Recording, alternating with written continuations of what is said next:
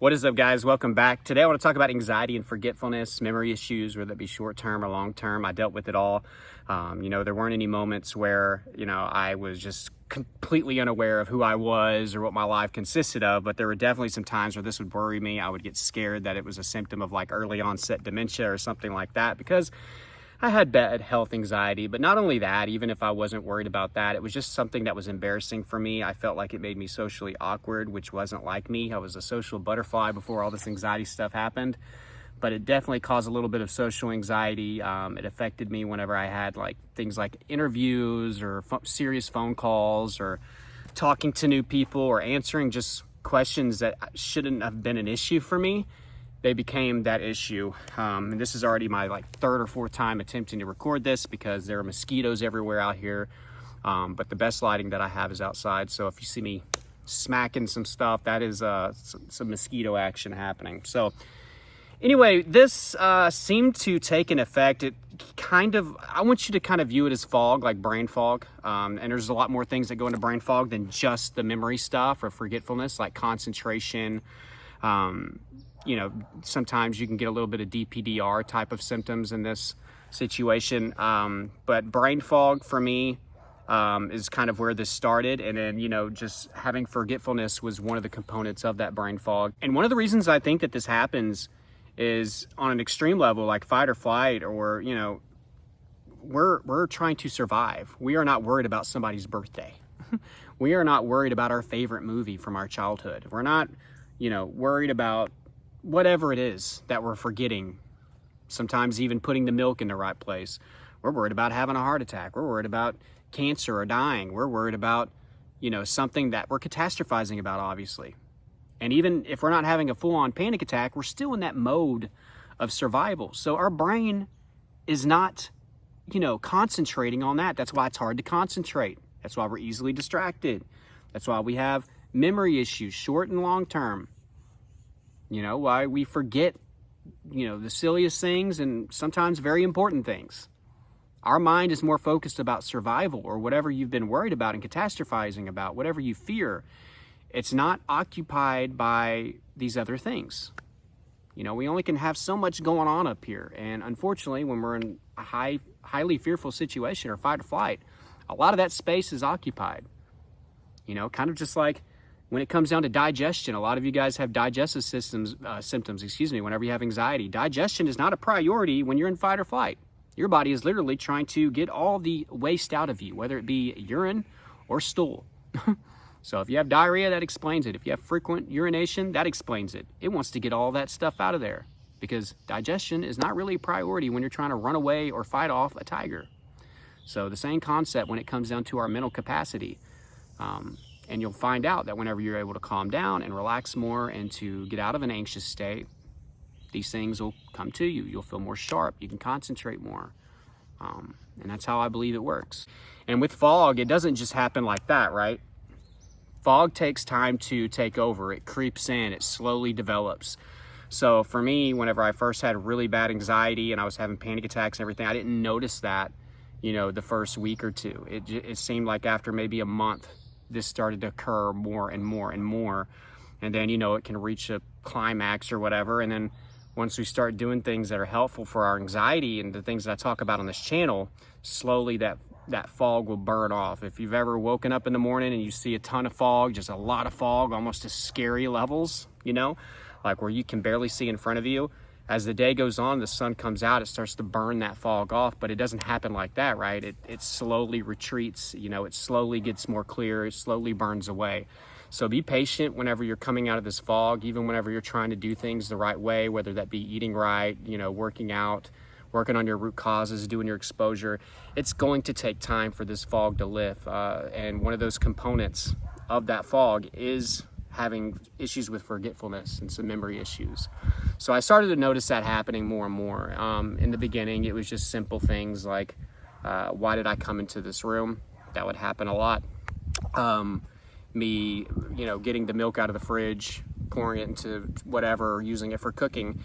And then whenever I was done, I'm putting it up in the cabinet. Now, I'm not here to say that this stuff isn't normal to some degree for all humans, right? At some point in their life. Did these things happen to me before? Sure. but they just happened a lot more once my anxiety had kind of taken over and established itself. So I was doing the putting the milk in the cabinet a lot of times, pretty much every day. At some point I walked into a room and I was like, what am I doing? And then it started to get a little bit more scary for me, where I was forgetting birthdays of people I shouldn't have forgotten. I'm forgetting famous people. I'm not saying famous people are worthy of all of our attention, but you know who your favorite actors are, your favorite actresses are, or your favorite musicians, right? You know what your favorite movies are. So I was forgetting movies that I loved ever since I was a child, just names of them. It could be Jurassic Park, the first one, or Forrest Gump, something, movies that well known. And I would just forget the titles of it, even though it was a part of my life. And that started to freak me out. Sometimes forgetting my own phone number, having to think hard about my social security number, trying to remember my mom or dad's birthday. I mentioned the birthday thing. Anniversary dates, those types of things, your address. And then the thing with me, I think that it really pointed to anxiety, right?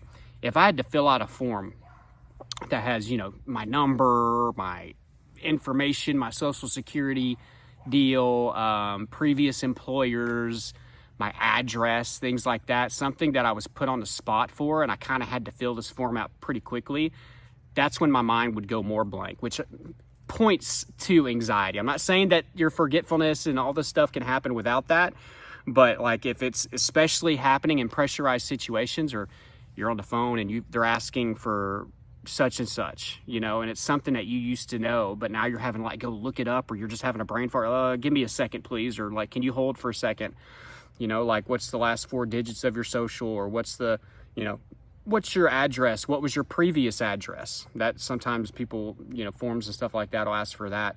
Who was your previous employer? What was your manager's name? What's the number to your last job? Even though you should kind of know that on the spot, because you either called in or you just, the number of your job place, right? Just these kind of things. And maybe it sounds to some of you like I'm nitpicking, but for me, these things were a big deal, to me, to forget. And I got this story to tell you to kind of just paint a picture on what this looked like and why it would cause me social awkwardness and sometimes social anxiety. Me and my wife, and this was kind of towards the tail end of my anxiety. It wasn't even at the beginning or whenever things were horrible, but it just kind of shows you how this could still happen on and off, even while you're trying to get better with things. We were going to be moving, and on Facebook, somebody, we asked about boxes, if anybody had any, and there was this person kind of out of town a little bit that had a bunch of boxes. They said, come on by, get them, they're out here, we're going to burn them anyways. So we went out there, and they had a bunch of boxes, and, I brought my knife and everything, and cutting them up and everything, and folding them, getting them ready to load up in the back of our vehicle. And the husband comes out on the porch, because it was just the wife at first, and he was chit-chatting and everything, talking about, how some stuff that he had going on or whatever. I don't know. He was just making small talk, right? He was like, so where are y'all moving to? And he was looking right at me, and I'm over here kind of cutting boxes, and I could not remember the address or even a street near it to where we were moving, even though I've driven by there millions of times, even before we decided to get the place. This is on our main road, one of our main roads in town. It went right by our park. It was one of the main roads that had a lot of businesses and led to our Walmart and all this stuff. It went right through downtown, and I couldn't remember it. And so I just kind of froze, and I was just cutting the boxes. And what the next thing that I thought of in that moment, I was like, I'm just going to act like I didn't hear him. So I just kept cutting boxes, and he was just kind of staring at me. I could see it out of the corner of my eye, my peripheral. And then my wife, she kind of threw me under the bus, but I don't think she was meaning to. I don't think she in her head was like, there's no way he forgot where we live, or he's just ignoring him. He must have not heard him. And she was like, Trey, he asked you a question and everything. And I was like, what? Try to buy some more time. It's like, oh yeah, where are you moving? And then I just remember the park popping up, because it was really close. Even though I knew the freaking road easily, right after that, we had been talking a little bit longer, and I told him, yeah, it's on such and such road. And, he was like, oh yeah, and all that. But I was just to kind of get me out of that situation. Luckily in my head, the park popped up, and I was like, oh yeah, it's right by the park. And he's like, oh, okay, even though that's kind of a broad answer, or like, but it kind of got me out of that situation. And guess what? Once I got the pressure off of me and I calmed down and I wasn't worried about it, the road name popped up, and then I went ahead and told him. I was like, yeah, sorry about that. I had a brain fart or whatever. And he was like, oh no, you're good. Things like that would happen so many times. And I just had, look, guys, if you're going through this, you're going to have to get comfortable with telling people, oh man, I forgot, or it slipped my mind, because things get even more awkward when you don't want to do that, and just the silence keeps growing, or you feel like you have to change subjects, or you do something like I did and act like I didn't even hear the dude. You know what I mean? It is okay to admit that you forgot something. It is okay to say that slipped my mind. It is okay to ask if we can circle back around, or it'll come to me, here in a little bit. It is okay to do those things. I was somewhat of a prideful person whenever it came to how I engage with people and how I handle myself and how I look in front of people.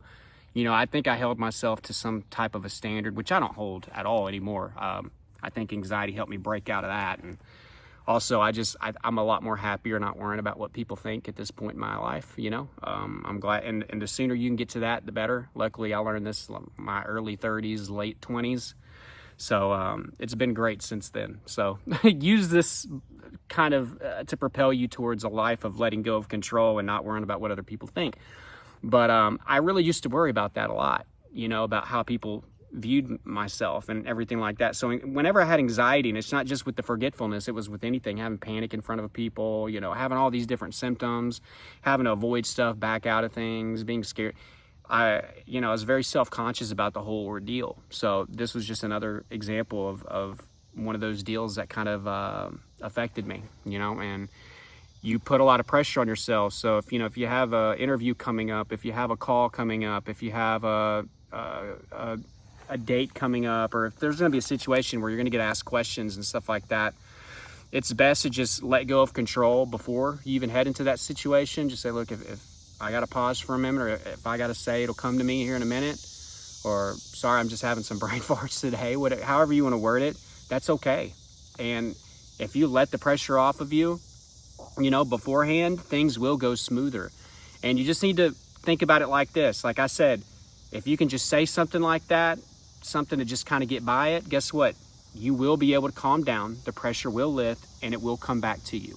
Just like if you're panicking, you're like, oh my God, I forgot my favorite movie. Oh, this must mean I'm going crazy. If you stop and you pause, you forgive yourself for forgetting, and you tell yourself it'll come back around. Probably in 30, 45 seconds, you'll remember it again. Okay? And it can be something like that. It can be like one of your best friends that you had and you can't even think of their name. I know it sounds wild. Some of you are like, I'd never forget that. Well, I'm just here to share with you guys what my experience was like and how extreme it was. So forgetfulness was just, one of those things. And I think the best way to handle that while you're working on all your other anxiety, because like I said, there's a lot of other things that go into anxiety recovery. Forgiving yourself and allowing yourself to admit that you can't remember something, and just also trying to get to the point to where you don't worry so much about what other people think. Yeah, I get it. You gotta kind of do a pretty good job if you're at an interview, right? I mean, I understand there's levels to it, but just strangers talking to strangers, going on a date for the first time, and they're going to ask questions. Obviously, that's when you're trying to get to know each other. Hanging out with a group of people that you're not used to hanging out with, or maybe there's another person tagging along in your friend group or something like that. Just forgiving yourself, and and again, when it comes to other people, people aren't judging you the way you think they are. When it comes to any of these things, people are not. A lot of people think about themselves. That's just the truth. And a lot of people are more forgiving and understanding than what you want to give them credit for. They're not bashing you. They're like, oh my God, he can't remember anything. I wonder if he's getting dementia. They're not thinking that. Okay, maybe 1 out of 100 people would think that. So try to use that, letting go of control, not worrying so much about what other people think, realizing that they're probably not thinking that much into it as you are anyways, and that it's okay to ask to circle back around and you'll remember it, or just give me a minute, I'll think of it. You know what I mean? Or to even just pause and to think for a minute. We're so afraid of silence. Now, don't do what I did and just like ignore them and act like you didn't hear it at all. Just be awkward for 20 seconds.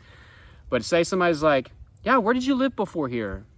and you're like, you know, the pressure kind of hits you. Maybe you're feeling a little anxious. You're already feeling anxious about this date or whatever. Just kind of sit there for a minute. Oh man, trying to think of the address. Sometimes this happens, you know, I'm a little nervous about this date. It's, you know, it's our first time meeting, so it's, you know, kind of slipping my mind a little bit. Oh yeah, it's such and such street. I lived over there by the park. Or, you know, sometimes it may take a little bit. And if it doesn't, say, I'll remember here in a little bit. I'll get, you know, let's keep talking. I'll remember in a little bit. And maybe things get a little tad bit awkward. You know what I mean? But it's better than just like having a meltdown or like, excuse me, I have to go to the restroom to go throw up or any of that stuff. So, you know, just try to let go of control. And then also just the people that are in your life, or the people that you want to be in your life, or friends or whatever, you know, if they're going to be good for you anyways, they're not going to judge you and be ugly or be mean. You know what I mean? Especially if you're going on a date with somebody that could be the future, you know, your future wife or husband or partner or whatever. You know, most of the time whenever we're dating, we're trying to find somebody that we could be with for quite some time, right? So we want that person to not really be judging us anyways. So if they're an ugly, mean person and they don't get back with you, then good riddance, right? But guys, I hope you enjoyed this video. If you want more help with your recovery, please check out my course, ELITE Anxiety Bootcamp. I'm going to put that down below in the description and in the first pinned comment. It's changing lives. Be a part of it. Very, very affordable. You know, it's helping a lot of people. I want you to be a part of that. My coaching information, if you're interested in doing one-on-one coaching calls with me, shoot me an email to that email listed down below, and I will send you my information, and we'll see if we can get on some calls. And subscribe if you're new, guys. I love you guys so much, and I will talk to you soon.